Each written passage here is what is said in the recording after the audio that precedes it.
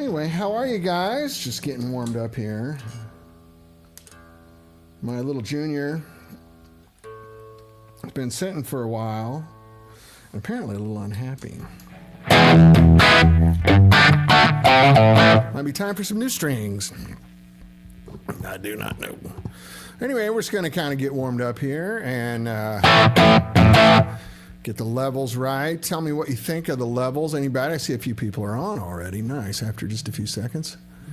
And I got the microphone working a little better now. A little more compression. Let's see. Get a little more like this, a little deeper compression. Doesn't sound so screamy and blary like it used to.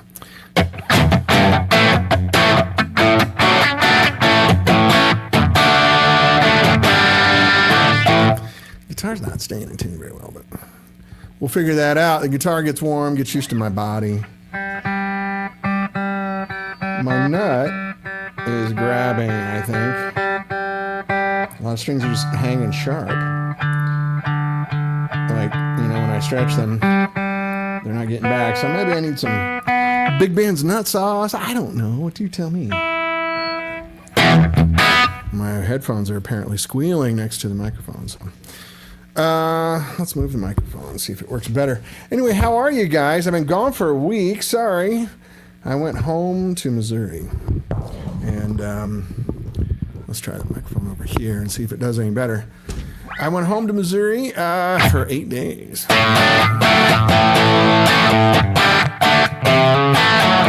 Man, juniors rock.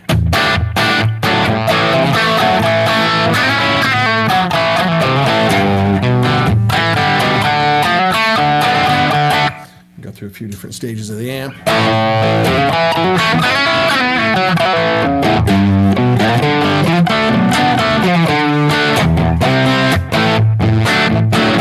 This is my custom shop 58 Junior, which you guys remember. You've seen this before.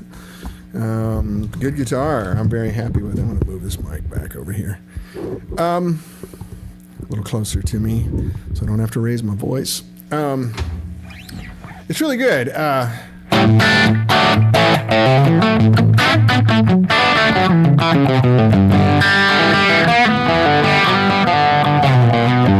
I put the fossilized Macedon ivory nut on it.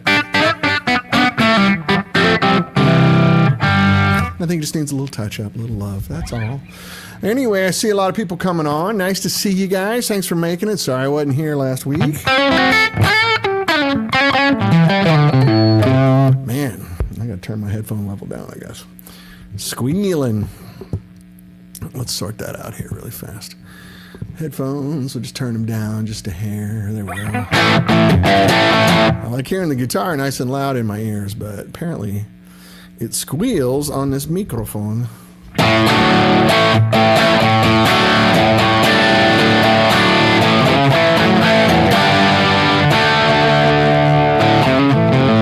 Not quite staying in tune, is it? We might have to switch guitars here in a little bit. Anyway, what's going on in the world of 65?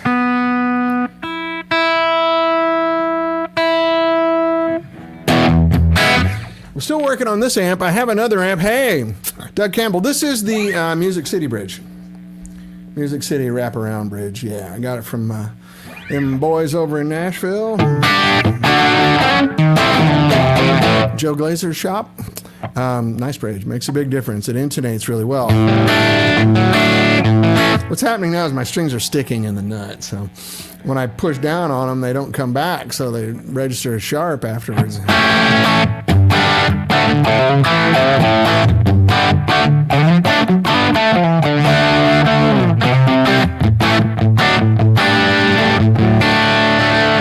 Man, it sounds good though. I like this guitar a lot. Just needs a little love. I mean, that's close. It's not quite right. Let's see what she's doing here. The other thing about juniors, my first guitar was a junior. I had a 63 Les Paul Jr. It looked like an SG, but it still said Les Paul on the headstock. Yeah, the G string's sticking sharp.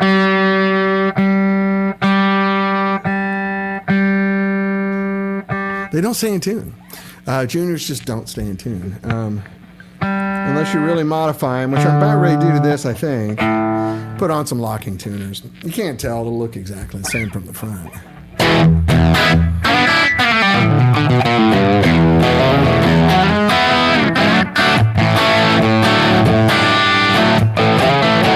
It's starting to hold a little better. Every Junior I've had, like, there's a thing with your body temperature. It has to kind of get used to your body temperature. And this is the 58 reissue, so it has the long neck thing, you know, like it's basically a 58 Les Paul, just doesn't have a maple top on it, right?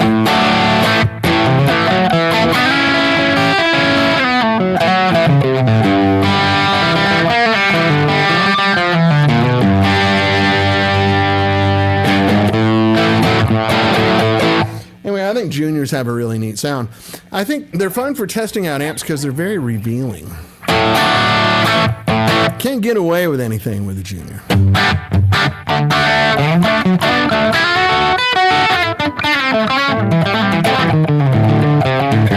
haven't played guitar for a week either. Yes, locking studs. That's right, Doug. They have a very complicated locking system on the Music City Bridge, but it really works.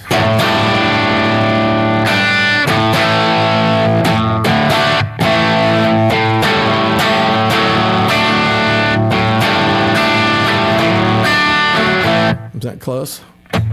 There she stood.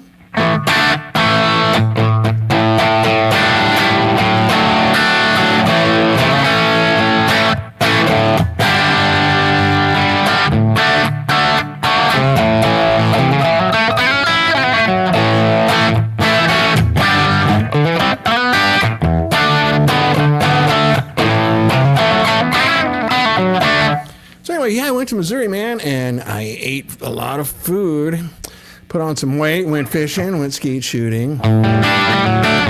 Did not make Oktoberfest, unfortunately. Saw lots of friends, lots of family, lots of old neighbors. I hung out twice with the guy that I used to work for that taught me how to work on guitars and rebuild amps. First amp I ever rebuilt was a 55 Deluxe. And it was at a store in Columbia, Missouri called The Blue Guitar, a guy named Jeff Bush, who's still around there. And some guy came in with this just broken down, tattered old 55 Deluxe. It didn't work. And Jeff didn't want it. And I said, hey, man, like, I'd like to learn how to, you know, do this stuff. I've been working on my own amps, but I'd never, like, taken this junky piece of shit and turned it into a real amp. And so he turned to the guy and goes, I'll give you $50 trade-in for it. And he turned to me and goes, you give me $50 for it? And I went, yes. And he walked me through it. New caps, you know, figured out the filter caps. Output transformer was blown. When we retold exit, the speaker was trash, had to have it reconed.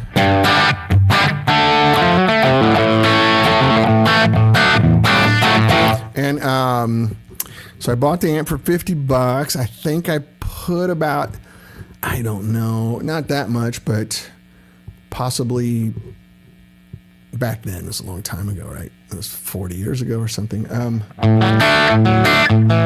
Before I moved to California.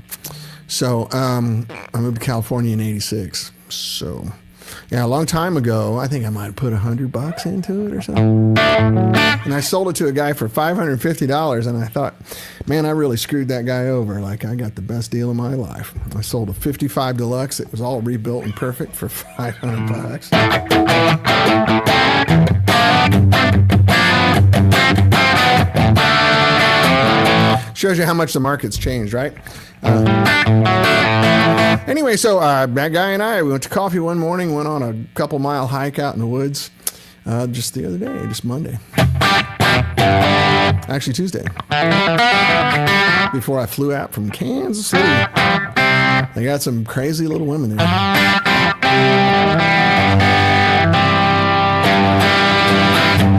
So the other amp that I'm working on, you guys haven't heard yet. It's literally just a couple watts. And it uses some unusual tubes, which I'm kind of keeping a little under wraps for a minute. I applied for some provisional, intellectual property on it.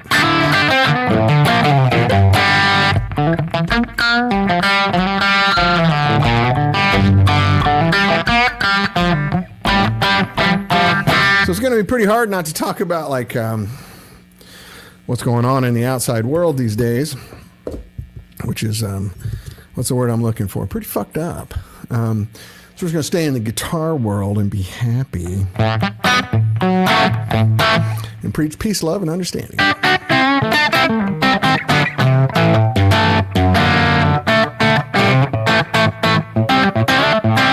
Juniors are fun, huh? It's got a nice little quack to it. Even though this one doesn't stay in tune today. What makes the best transformer? Who makes the best? Hey, Basil, Tiffany. That's a good question. I mean, Mercury's still in business, but they seem to have moved on from guitar stuff. I had a hard time getting responses or anything, which is really disappointing. I considered those guys longtime partners and friends. But for my new stuff, I'm working with Pacific down in Orange County. They make the transformers, the original transformers for Ken Fisher, for the train wreck amps. And, Wagner and Divided by 13 and a few other people. Who's the guy in Texas that makes the train wreck clones? His name's Holger. What's the name of that company? Why am I blanking on it? It's horrible. They're really great amps. They make those, and they're very friendly and responsive. But I know there's a lot of great transformer companies around. But, since transformers are so expensive to ship, it doesn't make sense for me to order transformers from out of state. Like, for example, I know Habor, who are in Ohio, or Michigan or Ohio. Anyway, they make great stuff. It's just a lot. It's heavy stuff to ship cross country. So if I lived in the Midwest, I'd be using them,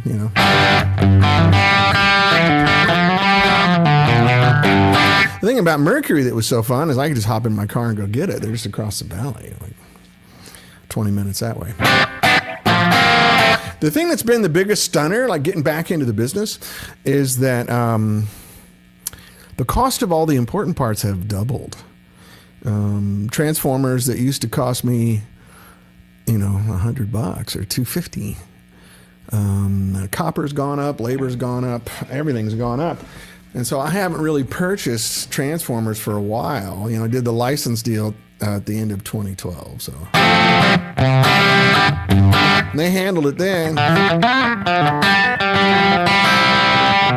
And we ended that license deal in 2018. So,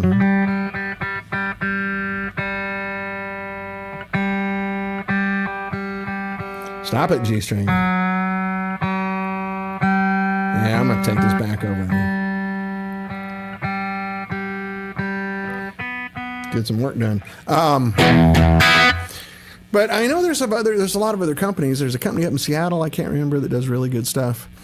The other company we used to use, Magnetic Components, out of Chicago, were victims of COVID. They didn't die, but it was too hard on their business.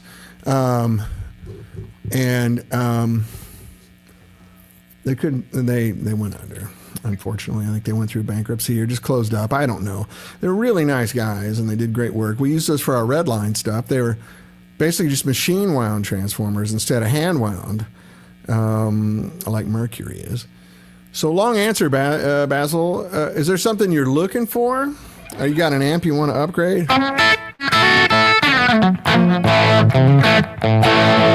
Oh my goodness. I'm sorry, guys. I'm going to have to change guitars. This is just unacceptable. I apologize. I'm going to give it another couple minutes and see if I can get it to hold tune, but every string's grabbing sharp, which means the nut's grabbing,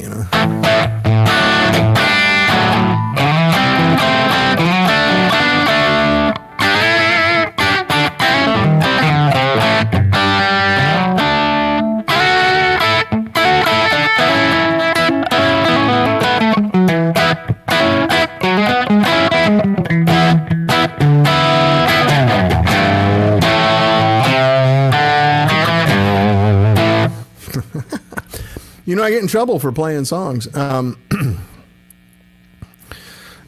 been looking into Marshall Plexi kits and went down a rabbit hole on different transformers. It's dizzying. Yeah. So, you know, on Plexis, there's two different transformers, output transformers that were common with those. Drake and Dagnall. Depends on what year of Plexi you want to do. And are you doing 100 watt or 50 watt Plexi? Because they use some different stuff as well. Jim Marshall wasn't a stickler for his suppliers. You know, these guys back then, I had the luxury of talking to him, you know, like the guy that was the head engineer at Vox. And the thing that was important for those guys back then was someone who could actually supply them. You know, like they showed up on time and they were consistent. Like on Vox, you see like Woden and Haddon transformers. And then once the Beatles came along, they couldn't keep up. So they switched over to Parmicos, which were machine wound. They could make them really fast and plentiful. So same thing like Dagnall and Drake. If I'm not mistaken, Marshall used Dagnall and Drake transformers all the way through JCM 800s, all the way up through the 80s.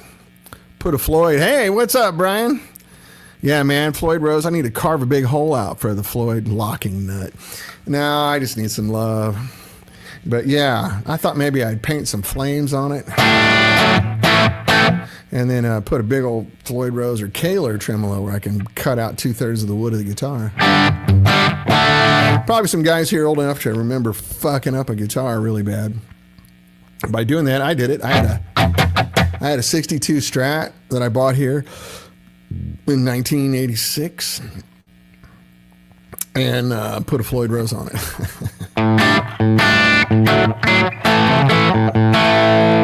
Everybody was doing it. I put a humbucker in the bridge.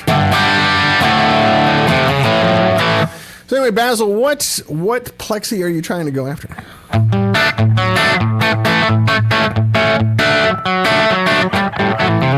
So if you think about an exact one, like for 100 watts, I really love either the 67 tremolo head, and I think that's a Dagnall output transformer, or a 69 super bass, which I think is a Drake. I could be wrong. It's been a long time for me. And they sound different. I mean, they both sound amazing, but they do sound different. That 67 tremolo head is just killer. Pure butter. Super bass, yeah, the 69 super. I have a 69 super bass. And it is a freight train. So the B plus on that amp is like, 75 volts higher than the 67. They kept making them juicing and getting more out of them, right? And then the super bass, the only difference between a super bass and a super lead is a couple of caps. Like instead of being a .022, it's a 0.1 or something. Like lets a lot of bass through. That's all it is. They're the same exact amp. Transformers are the same, everything. So, yeah, look around and see what you find on what was the most common. So on the super bass, it's really that's more of a 69, 70, 71, 72 kind of notion. And if I remember correctly, I think those are all Drakes. But dig in and see what you find. So Haybor makes a great Marshall thing. So does Pacific. So does Mercury. That'd probably be my three top, not necessarily in that order. I think the most accurate ones you'll find are Mercury. But we're talking about shades of gray, like the Pacific and the Haybor sound killer. And they cost a lot less.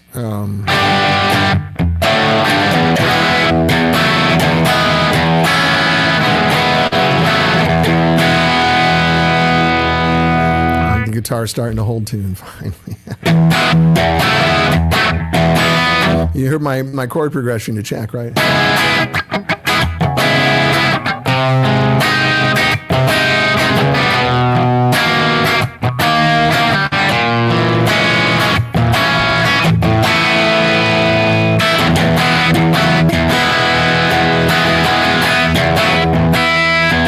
It's holding, yeah.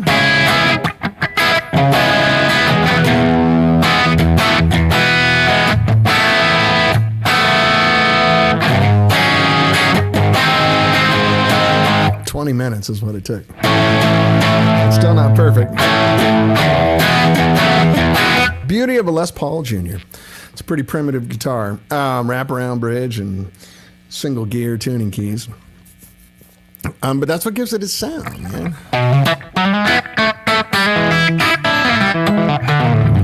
So Basil, if you're going to build that, your coupling caps are going to make a big difference as well. The Sozos kind of nail those the best. There are a few other options out there.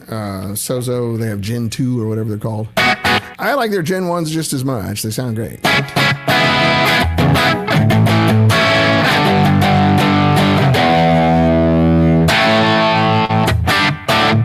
Yeah.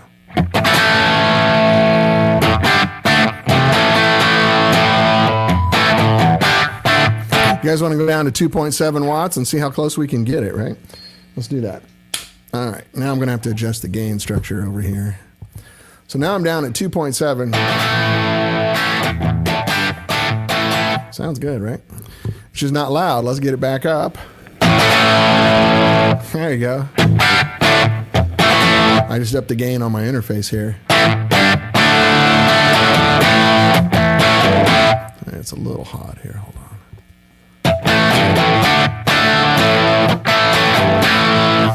Basil, what's this amp called? Yes, that's a good question, man.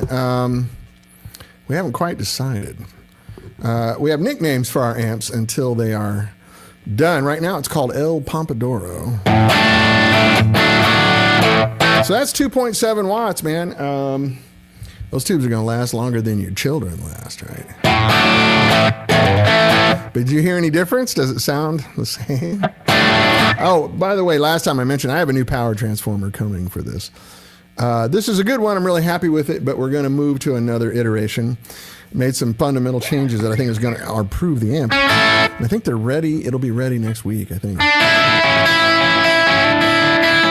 You like that, El Pompadouro?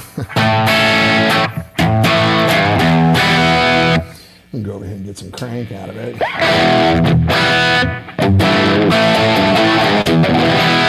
That's pair of 6L6s.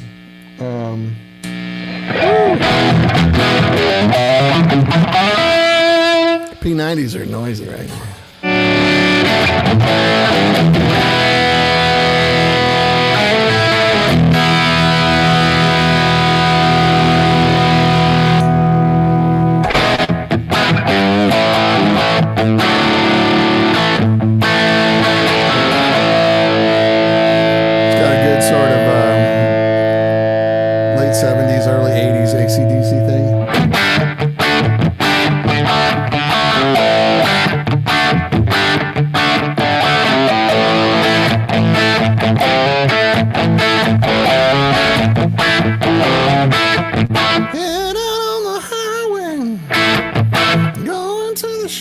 I could sing that high.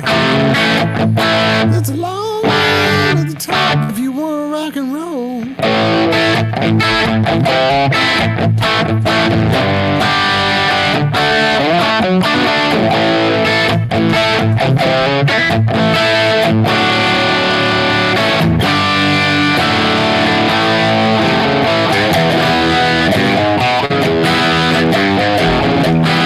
2.7 watts right now, guys. So this is going through a UA aux box, right? So you're listening to an impulse response. It sounds way better through a real cabinet. Not way better. It's just better. I think the UA does a great job with the Marshall cabinet. Celestion speakers. Getting some kind of weird static here. It's weird. Hear that?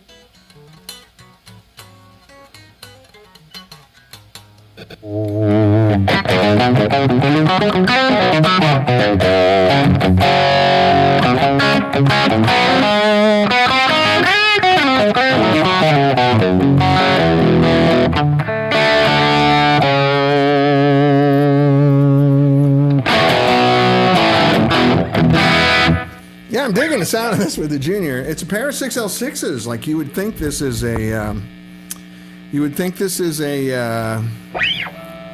big pair of EL34s, but it's not.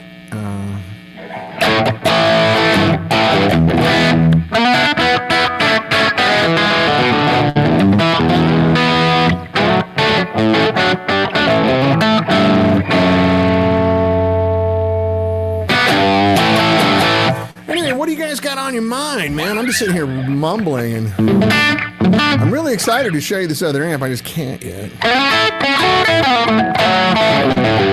I'm actually going to try to fire it up. We did like a haywired, pegboard version of it, and it sounds killer. And it's literally 2.2 watts, completely wide open. This is 2.7 watts, and I have the volume on 4, so I'm probably really only running about 1.5 watts.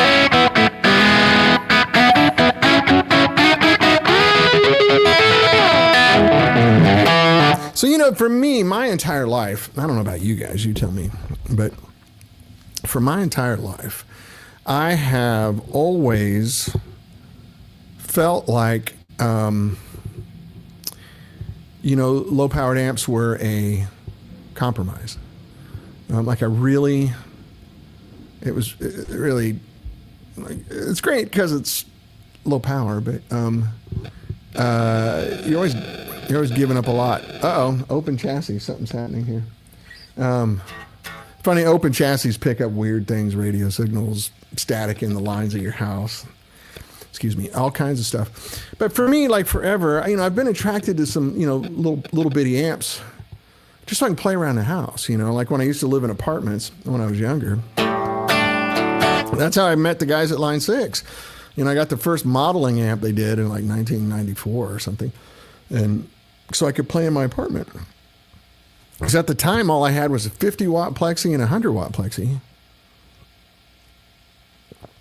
I couldn't even turn those amps on. By the time I got them up to 1, it was my neighbors were pounding on the walls. So ever since I started the amp company, everyone's been begging me for something they can play at home. And even 2 or 3 watts of a tube amp are pretty loud. It's not crazy loud, but it's enough to piss off people in the house. So now all my products give you options like this. You could still run this at 50 watts if you want. I just only have the 2 taps hooked up, so I can do 20 watts and 2.7.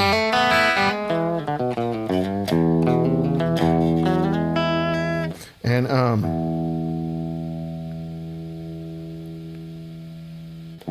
so with this one, this is 2.7, so you can play coffee house gigs with it, Right now I'm at 2.7 watts. That would be fine for playing, singer-songwriter gigs, jamming with your buddies at your house. Probably play it in some apartments without getting in trouble. But everybody I know that does small gigs, they just rely on pedals.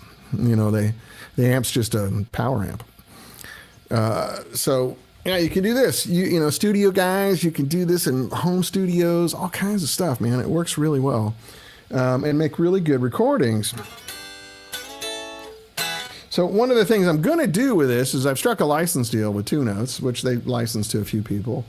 And I'm going to get an open version of their software. I'm going to change this around a little bit so it will be included in the amp. So if you want, you can sit and play just through headphones. You don't need a cabinet hooked up.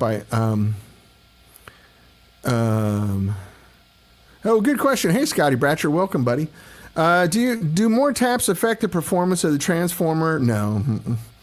That's an obvious question, though, and a good one to bring up. No, it doesn't really. It's all you're doing is sticking extra wires in there, and it's I heard a crash. It's just pulling less electricity out of it than normal. Hey.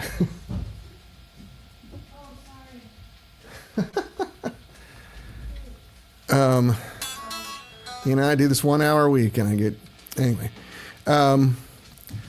So yeah, it doesn't hurt anything. Where you do see performance changes are on output transformers. I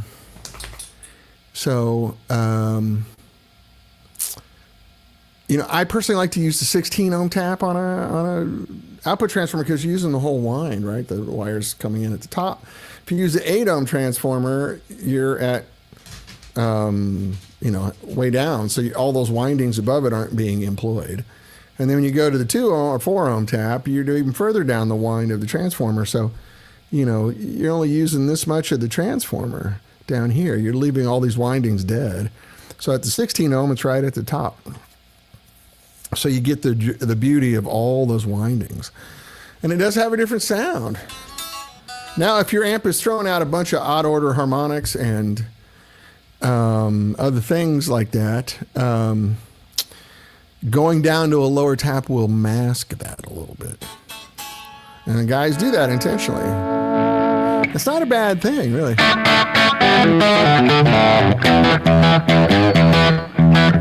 It's just a different design philosophy. Yeah, that's pretty good. Let's go back over here to the cleaner side.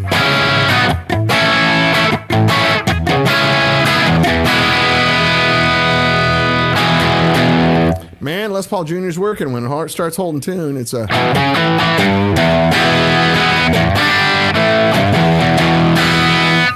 Love me some Junior. Love me some P90. So anyway, good question, Scotty. Thank you, man.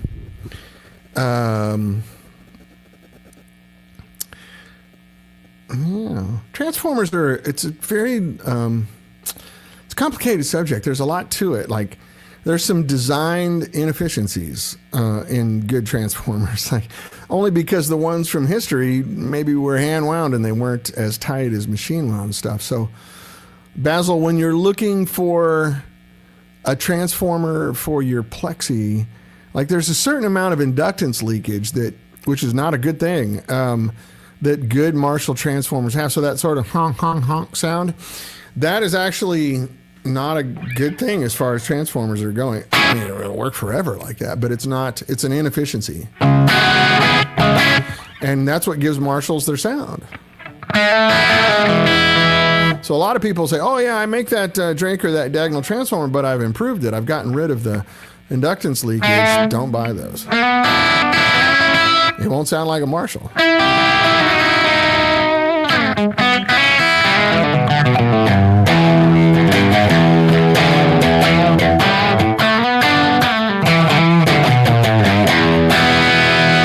So,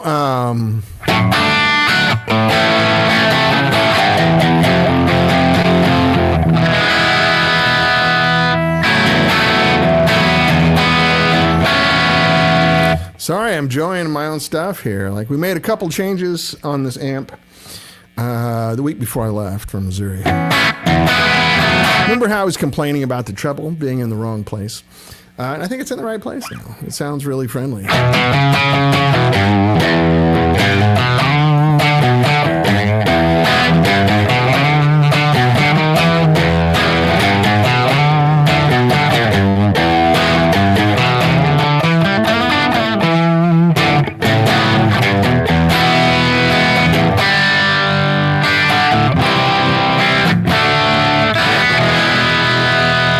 So I'm just sitting here listening for things. I'm not just zoning out. There's certain behaviors I'm trying to get out of this amp, and I think it's working.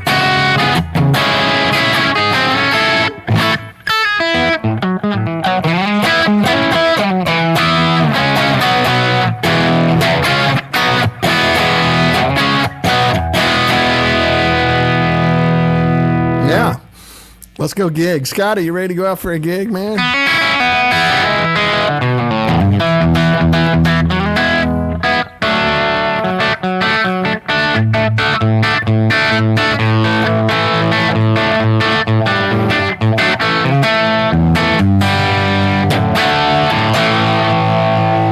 Yeah.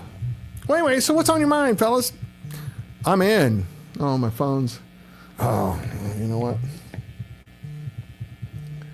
I gotta call this guy back. Oh,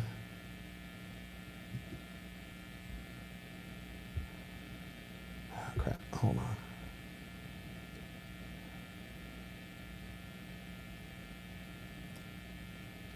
on. Anyway, so... yeah, Scotty, you want to play some rock and roll? A little dancing around, partying rock and roll.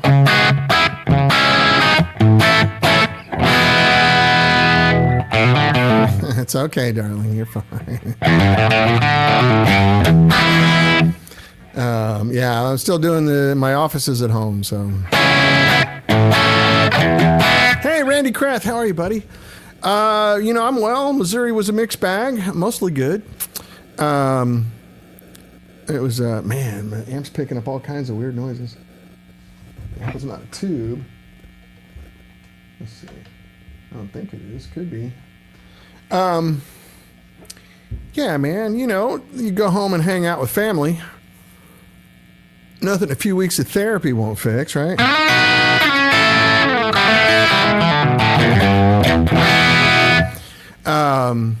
Not kidding. Not really. It was fun. I went fishing. I went skeet shooting. I ate a bunch of my favorite foods from home. I went to the Amish store in Tipton and got I got some good food from the Amish place. No chemicals, no antibiotics, no steroids, no preservatives, really kick-ass meat and vegetables. So my uncle has a farm. He's passed away, but still in the family, about a half hour from where my dad lives. And we stop in Tipton, Missouri, and hang out with the Amish ladies with the little white, lacy caps on. And they make you great food, and they're very nice. And they like it if you say a few words in German, which I speak a little German, so it was great. And it was fun. Went fishing, doing all that, out there after going to the Amish store. And what else? Columbia, my hometown, is a college town, so there's a great No King's Day protest that day. Whether you agree with it or not, it's great to see people exercising their rights, I love seeing kids engaged, too. It's really cool. Gives you hope. And then, Randy says family is a weird blessing. Yeah, it's multifaceted, isn't it? That's the best way I can think to say it. Scotty Brack's a party with some Dr. Pepper. Heck yeah.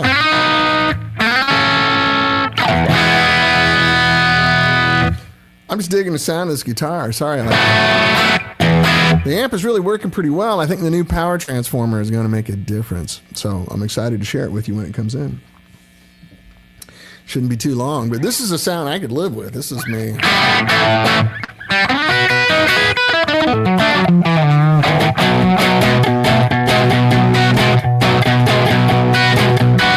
Jump in, Scotty.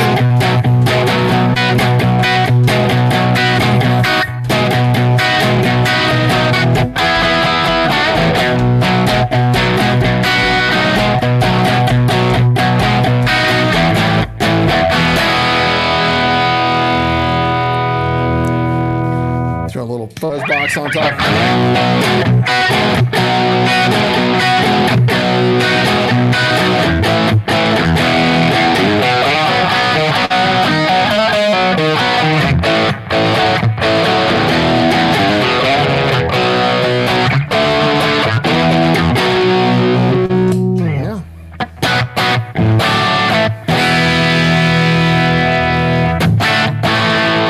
It's a Tom Petty song, right?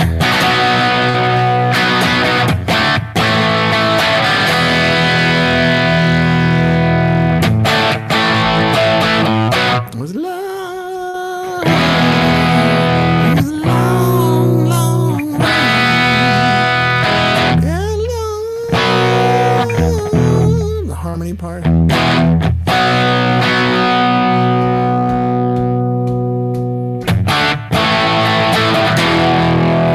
Yeah, good songs. The problem is if I play songs like that, if I play more than 12 bars of it, the algorithm picks it out and sends me a cease and desist. Yeah, the headphones are ringing there.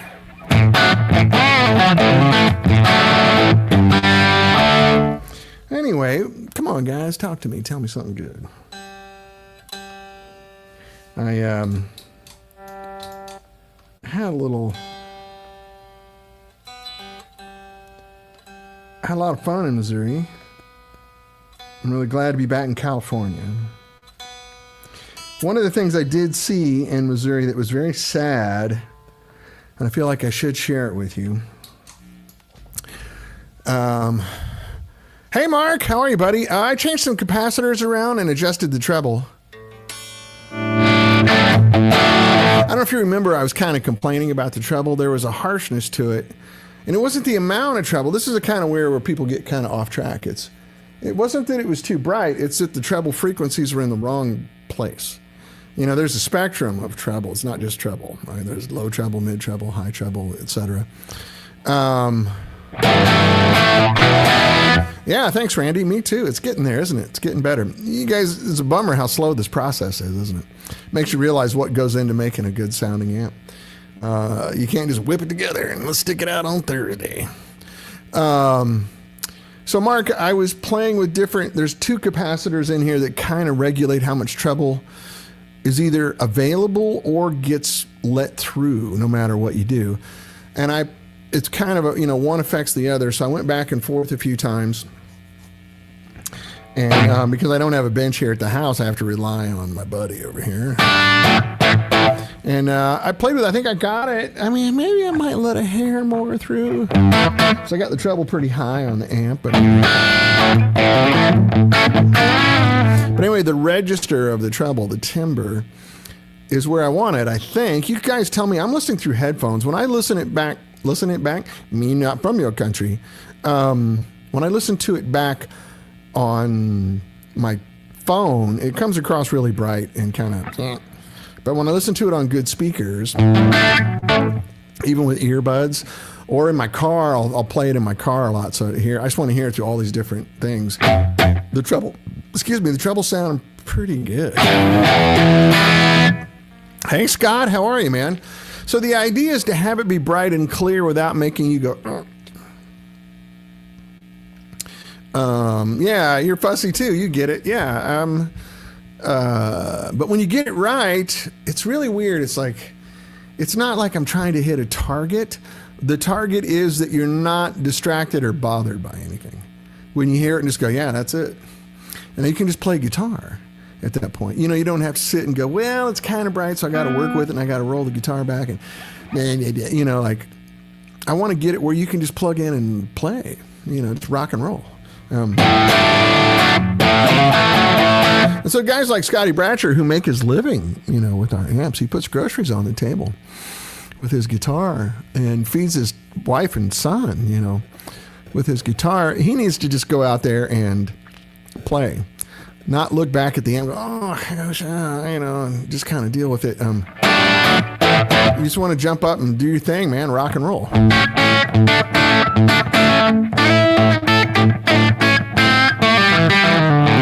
Now, I do have a little echo on here just to make it sound like I'm not sitting in a dead office, I'll turn it off, you can get the idea. It's just the UA tape echo pedal. So there's dead quiet, right?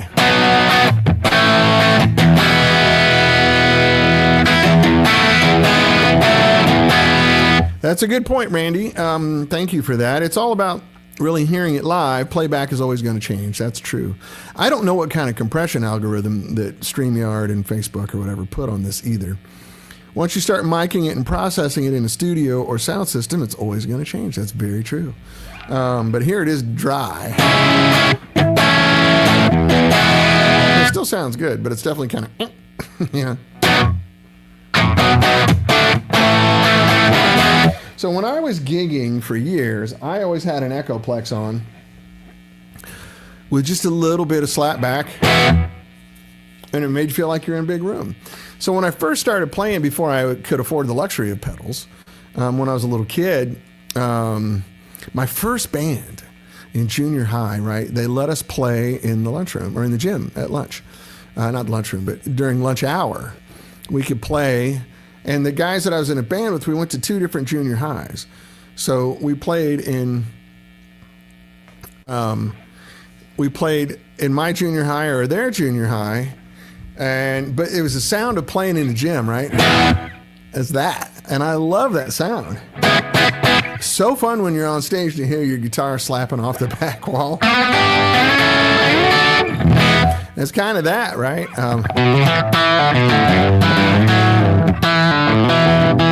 That's some of my fondest memories playing with my high school band. So as we got better and got more gigs, we played in a lot of gymnasiums. We played at a lot of high school dances because we were in high school, and then ended up playing at a lot of fraternity houses at the University of Missouri, and then going on the road and playing in other high schools. And we started playing at high schools in Kansas and Illinois and Nebraska and Iowa and Kentucky and Arkansas and Oklahoma. It was fun. Like we had a good time, but that was the sound, right? That's what we did. Scotty Bratcher says, crazy enough. Oh, I believe crazy. Trust me. In these times, there's nothing's too crazy. I had a backline gig a couple of weeks ago, and I remembered why I take my own. Yeah, it's... Unfortunately, backline gear usually doesn't get the maintenance and the love that it should either. But anyway, so that slapback sound is something I'm very familiar with. Kind of frees up your hands too, like.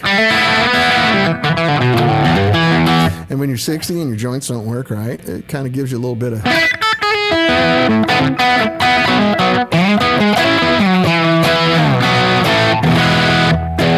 It's kind of fun. And all marshals are not created equal. That's very true as well. Just like old guitars, not every one of them's great. I've played 11 or 12 59 Les Pauls. Maybe 2 of them I thought, damn, this is nice. And the other ones are like, yeah, it's a good guitar. It doesn't sound any different to me than a good custom shop guitar.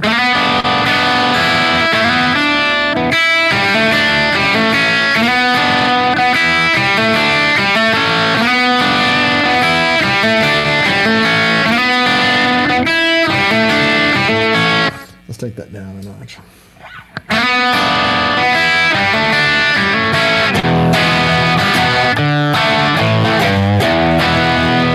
Told you once and I told you twice. You ever listen to my advice? Scotty Bratcher, that's such a great statement. All marshals are not created equal. Man, you said it. The good ones are fantastic, but they're not all good. Also, the tubes are so varying. Not, like...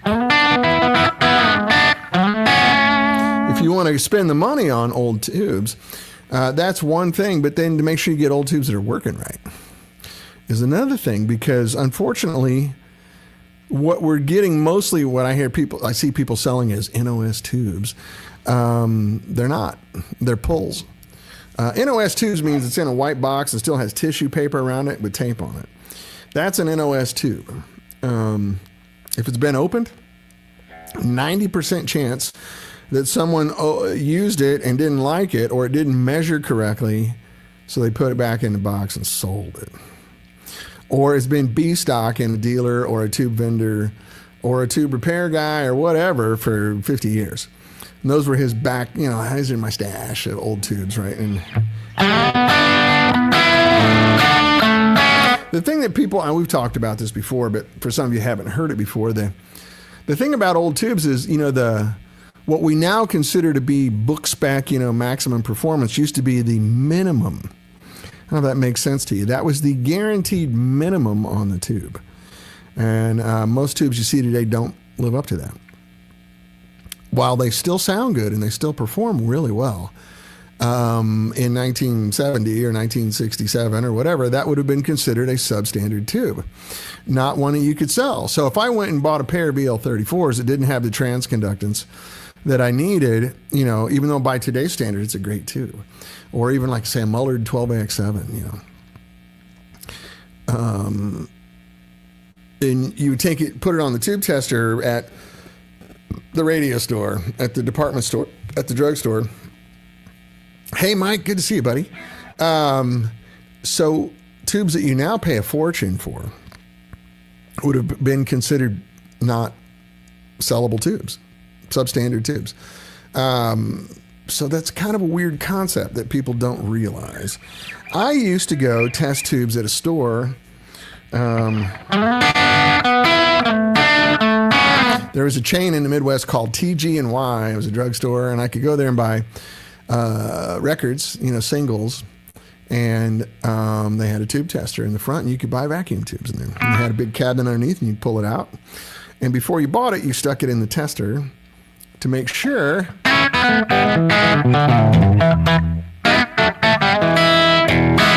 and you put it in the tester, and if it didn't measure correctly, you gave it to the guy behind the counter and said, hey, this is kind of a dud.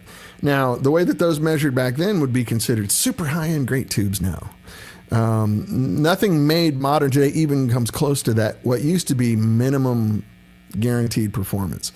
Now they call, oh, this is book spec. This is what it's supposed to be. No. There's a word for that in Latin. How do you say it in English? I forgot. Bullshit is just bullshit. And that's what people got to do to make a living, so God bless them. It's fine, but just know what you're buying, right? So my point being, if you bought a 69 Plexi in 1969 new at Manny's Music in New York, it came with tubes that were at book spec or better. You know, they were above the minimum requirement. Now you can't find tubes like that. Even like I've got some NOS preamp tubes in this now. They don't measure anywhere near that minimum requirement. They still sound great though. But to Scotty's point, they're not all the same, right? And then he says a JCM 2000 will not replace a Plexi. Yeah, no. They're very different circuits with very different components, different gain structures, everything. It just has the same logo on it. But you get my point. It's kind of a belabored. Now, having said that, it's not a bad thing. You know, like it's not a big deal. But just know, like, what NOS means. So, yeah, even, like, the early Radio Shacks had tube testers in them. And you could go there and buy, what was it, Telefunken tubes at Radio Shack. Because there's really only a few companies that made EL34s. You know, the ones that say RCA or whatever, those are just Mullards that they just rebranded. They bought them and rescreened them RCA. American companies never made EL34s. There were no factories in the U.S. doing that. So Mullard and Telefunken and, you know, a few other people. Balvo.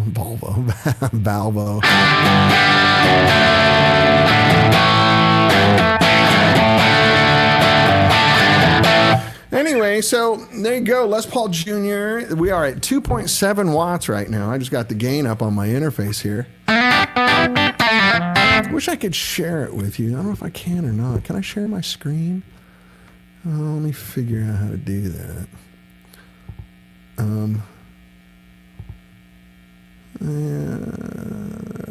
Share screen. Yeah, here, check it out.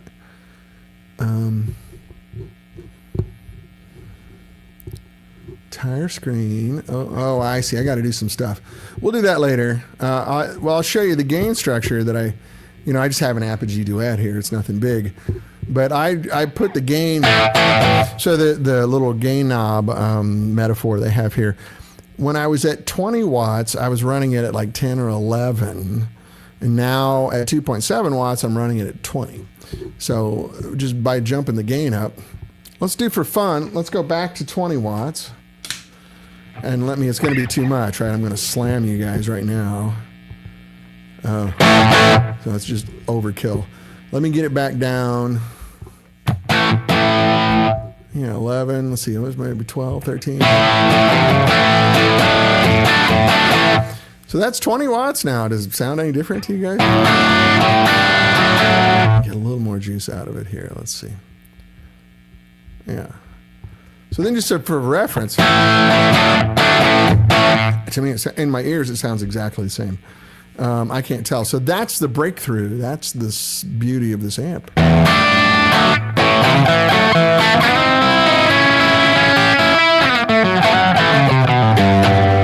Hey, Trebe. You probably already explained. Yeah, so I'm kind of getting into it right now. There's several things that I'm going after, one of which is everybody wants to play quietly now. And then also tube life is an issue. So what I'm doing on this particular amp is I'm running the tubes technically upside down over what all tube amps have been. This is very high current, very low voltage. Tubes, all my life I've heard the lullaby is tubes hate voltage, love current. But all tube amps are actually high voltage, low current. So voltage and current are in a reverse reciprocal relationship. So when you raise voltage, current drops. And when you drop voltage, current rises. So it occurred to me, why don't we just run the tubes the way they want? And when you do that, you get a lot out of them. So right now I'm at 20 watts. I just turned the amp up from 2.7 watts. And this is a pair of 6L6s. So normally, with a pair of 6L6s, this would be a 50 watt amp, right? This is the same power as like a, what are two 6L6 amps? The original Fender Super Reverb, Fender Pro, early Bassman, things like that. But it's not really a Fender voicing that I'm doing in the preamp here, so it's more my thing, more of a 65 thing. Now, just for fun, I'm going to drop it back down to 2.7 watts, and I'm not going to change the gain on my interface. How much quieter that is?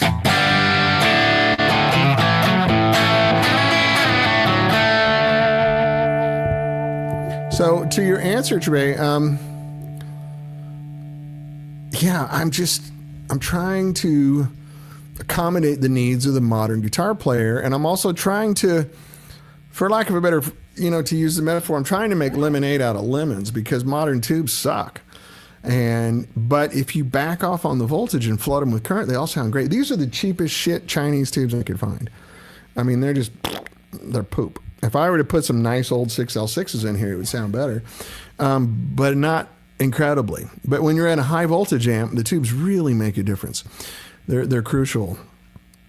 With this amp, I can literally use anything. I got some good preamp tubes in there now, but before I was using just cheapo Chinese poo-poo tubes. Pardon my language, I cuss a little bit. I'm from the Midwest. We're kind of forward. If cussing offends you, I apologize. It doesn't offend me, obviously. Actions offend me, but if you're offended, I'm sorry. Certainly mean nothing by it. But these are the cheapest tubes I could find. They're horrible. Yet they work great. And they're going to last forever. I mean, at this voltage, these tubes are literally going to last longer than I do. So let me gain, I'll stay at 2.7 watts, and I will adjust the gain up here to where it sounds pretty normal.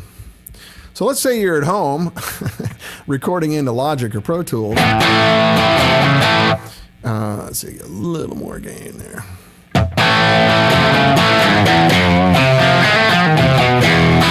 Yeah, Mark, on your phone, you're probably not going to hear much because of compression. When you go home and listen to it on real speakers, it drops a lot. So I do have a little bit of compression on the guitar signal. Let me just turn that off. Let's see. And then turn it back on.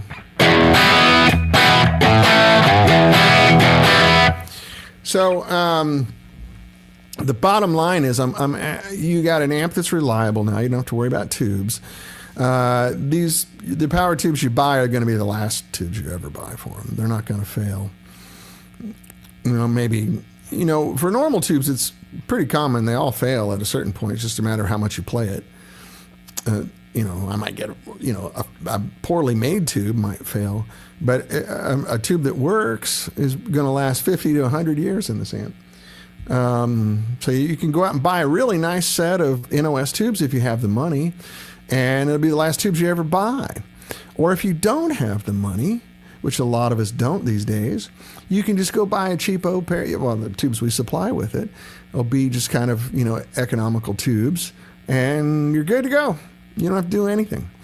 Or if you want to go buy some tubes, you can go buy a $20 set of poo-poo Chinese 6L6s, and like these are, and they'll sound great.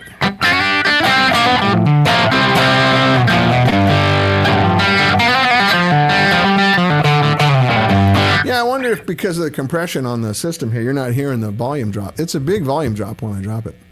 That's interesting. Thanks for pointing that out, Mark.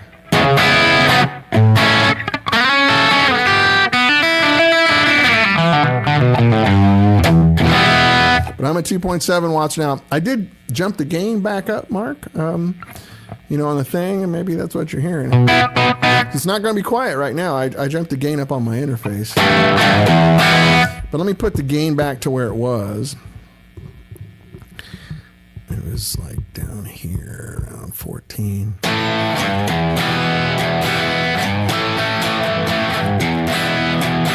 And that's where I was running it when it was at 20 watts.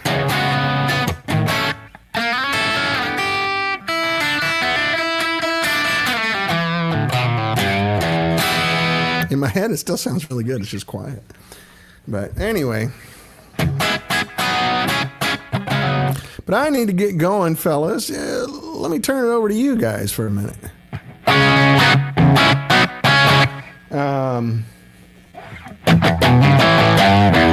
What's on your mind? What do you want to talk about? The world's very unhappy now, so if you want to go there, we can go there.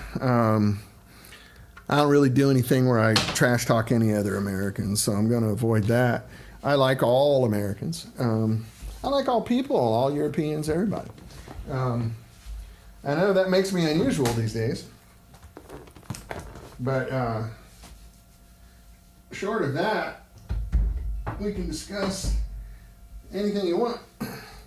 What I was saying earlier, which we didn't get into, when I was driving around Missouri, I heard your adjustment, and just the toggle switch changed nothing. Yeah, maybe it's a compression on here. Well, thanks for pointing that out. So maybe it's the effect is not getting through to you guys. In my head, it's huge. It's a giant difference.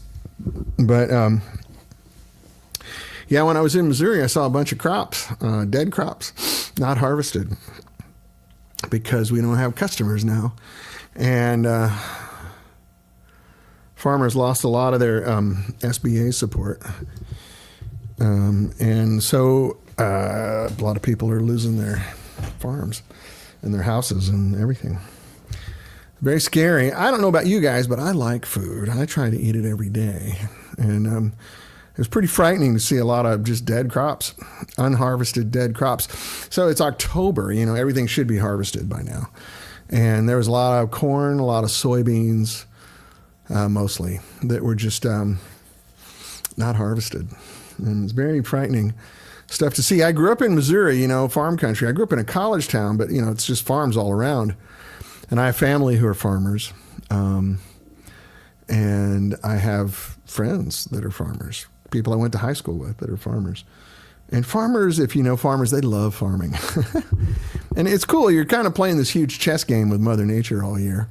And they get a little loan from the government during the year to do their thing, and then they harvest their crops and pay it all back. It's a pretty cool business model, but it's upside down. Trebay, is it a further development of the producer? A little bit, yeah. The producer was a very small step in this direction.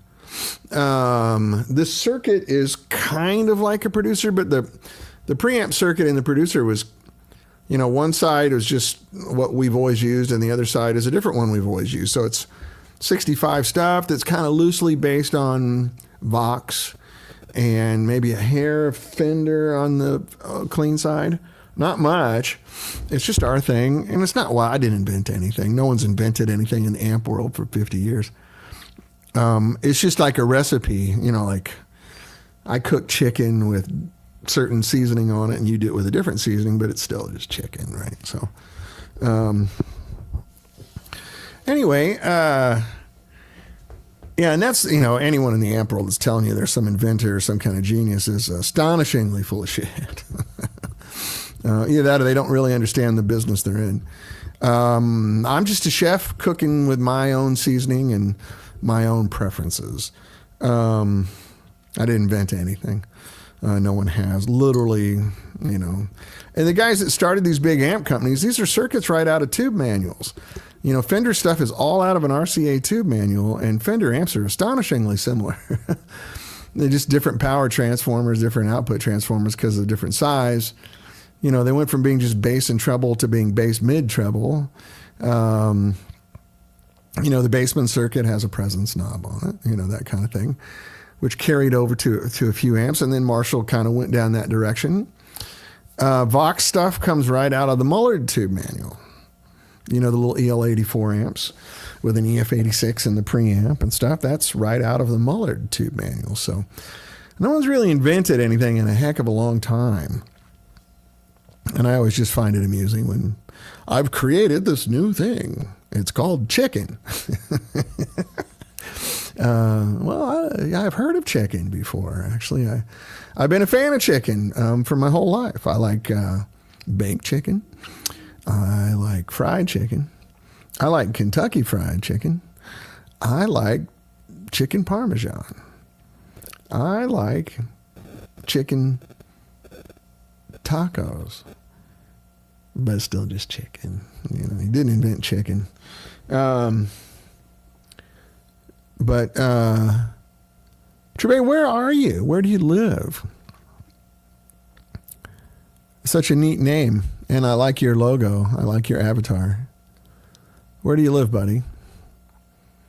I like it when people are here from other countries. It looks like you're either from other countries or your family's from another country. Very neat. My grandparents came from other countries, so I dig it. Anyway, who's got questions? Who wants to talk? Bring it up, fellas. I know there's a delay here, so I always give it a minute or so. I have an intentional delay on this so I can smoke people that put rude comments on, which I do. You guys don't really see it, but I get a preview of your comments before it shows up. Not very long. I got like 6 or 7 seconds, right? And but I can really quick. I've gotten really good at reaching over here, right-clicking and deleting, and then blocking people, which is why I quit doing my show a long time ago, 2020, because it just turned into people wanting to argue about politics, and I don't really want to do that. You're allowed to like or believe whatever you want. That's the beauty of this country. And I'm not going to call you names or insult you for anything. I don't know you. You're just a person on my screen right now. So as far as I'm concerned, I love you all. Howard Johnson, should I sell my deluxe and get this one? Yeah, you should always buy one of my amps. How are you, Howard? Good to see you, buddy. Good to see you. Yeah, it's a different thing than your deluxe, to be honest. All jokes aside, your deluxe is a lot cleaner than this. This is not the only one of these we're going to make in this paradigm. I'm going to do a full complement of amps. I just want to get the, excuse me, I saw my nose. I just want to get the paradigm working where I know what I want from the transformers. The tubes are reliable. I mean, these tubes aren't even hot. I mean, look, if I would do this with a 50 watt, I have my hands on the tubes right now. Amp's on. Like, I'm not, transformers barely even warm. It's cooler than my hand. And the tubes are, I'm 98.6. I would guess this is 105 degrees, maybe. If I did this with a regular amp, there would be smoke coming off my hand right now. I'd be calling an ambulance. Literally, this is what I should be doing the whole time, I guess. I mean, they're just not hot. They're warm. That's it. Nicely warm. Like, that feels good on my arthritic fingers. So Howard, we can do this. It's my chair. It's not my butt there. Sorry. We can do this to any circuit. I think what's going to come from this is doing a retrofitting business on amps. So like if you buy a whatever amp, then I can retrofit a power transformer in there and some switching so that you can drop the power on the amp if you want. But yeah, the only difference, like your deluxe, Howard has a really nice Tweed Deluxe, by the way. The difference on your deluxe is the tubes aren't going to last near as long as they would in this. And I know you don't need to play that loud. Your studio, I've been to your studio, of course, quite a bit. And your studio, you don't need to play loud. And that deluxe is pretty loud in that studio. So, down the road, I can retroactively adjust yours. I can change yours if you want to do that. But this amp's going to cost a lot more than your deluxe, though. So, hey, call an ambulance anyway, Scotty says. Maybe the EMT is a guitar player. In this town? Probably so. You know, there's the old joke in L.A., right? Hey, you know, I'm a professional musician, and I play guitar really well. Do you want my phone number? I'd be like, no, I just want a latte. Which is very common here in L.A. Lots of great guitar players in this town. To use a Missouri phrase, you can't throw a dead cat around here without hitting a good guitar player. So, yeah. Yeah, Scotty, let's do the rock and roll band thing. You just have to come out here for about 6 months. Bring the fam. Should have done it while I was in Missouri. We could have got a gig together. Damn it. I'll be back. I'll be back. So anyway, yeah, it's Trebay. I don't know if I lost you there or not. It is kind of the same vibe as a producer. I wanted to really do that back then. I wanted to convert all of our amps to a lower voltage setup, but the producers are still loud. You know, like what would be a 50 watt amp, and a producer is a 28 watt amp, and that's it. You can't go any lower than that. And they're still loud. Like people go, that's 28 watts. I'm like, yeah, fuck, it's, 28 watts is plenty. That's loud. This is 2.7. I'm just going to say 3 when we do production. We'll just round it up to 3, but so just for conversation, it's 2.7 technically, but when you see the marketing literature, it's just going to say 3 because 2.7 sounds a little nerdy. Oh, it's 2.7. It's not 3 watts. So that gives you a lot of options. Now, I wish you could hear this in the room because it's not quiet. Like you're still playing guitar, you still feel like a man. But you can sing over it. You can play in a coffee house. You can play in a small club and let the sound man take care of the PA system, so you're not yelling over a guitar amp. You can take it here eventually when I get everything integrated into it and plug it right into your computer and just start recording. So it's cool. Also, like let's say you married someone doesn't want to hear you play guitar. You might be able to do it. Oh, you're in the Netherlands. Okay. Hey, man. Good to see you. Thanks for jumping on. Let's see. What is it? 9:15 in the Netherlands right now. It's dinner time. After dinner, kids are in bed, having a little cocktail or a beer. Pardon me if I'm pronouncing your name incorrectly. I'm doing my best as an English speaker. Our English speakers are kind of limited on pronouncing non-English names. So if I'm butchering your name, I'm sorry. Anyway, I do gotta go, fellas. I got some stuff to do. And it's great to be back home. I'm still a little worn out from my trip. So if I'm stuttering and stammering, that's why. Had a good time. Great to be back in California. And trying not to watch the news, which I'm sure all of you are too. The only thing I can offer on that front is we're going to get through this all together. We're going to remember that all Americans should be nice to other Americans, no matter how much you disagree with them. And that's the way we're going to get through this, is united. We'll figure out a way through everything. So I have faith that we can do that.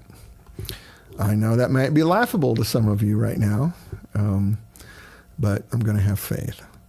Anyway, I love you guys. It's great talking to you. If you have any questions or any thoughts or whatever, you want to catch up, I'm on Facebook. I'm on Instagram, of course. And this show you can view on my page on Facebook, the Lunch with Dan Boole page on Facebook, the 65 Amps Facebook page, my YouTube channel, and the 65 Amps YouTube channel. So 5 locations, or you can come back here to StreamYard and do it. One of the things I'm not doing on this, yes, Trebay, there will be a 230 volt version. Absolutely. Yes, sir. And we will be striking up distribution deals in your area. I just got to get production going, which is probably going to take a while. Right now, we're still getting down to the last strokes of getting the funding together. The craziness in the economy has slowed down the funding. In March, I had a lot of funding lined up, and then it all got put on hold because of the unpredictability of our government right now. So most of the VC investors I've been talking to are like, we're going to have to sit and wait and see how this shakes out before we put a bunch of money. Because I'm nothing to these guys. You know, they're doing $80 million bridges and stuff like that, and I'm looking for nothing. You know, it's more of a passion play for them. So I have no leverage. I'm just at their mercy, and that's what I'm waiting on. So I think we're getting close. But anyway, I love you guys. I gotta go. I hate to do it, but I'll see you next week. And outside chance I'll have the new power transformer on this. Definitely the week after that. And then let's do some, we've done a lot of strats lately. We can do tellies again. We can do Beetle guitars again. This amp's really good with Beetle guitars. Thanks, Randy. Love you, buddy. Yeah, let's do Beetle guitars. So I got my 66 Gretsch, my Rickenbacker. Yeah, we can do some Beetle stuff. I haven't played that Gretsch in a while. I miss it. Let's do that. That's a hell of a guitar. Not to mention, it looks cool. Really dang cool. So yeah, Trebay, 230 volt for sure. No problem. And I'll see you guys next week. Take care of yourselves. Be good. Try to relax. It's hard to relax these days. I'm telling you, it's all going to be okay. I promise. Anyway, love you. Bye.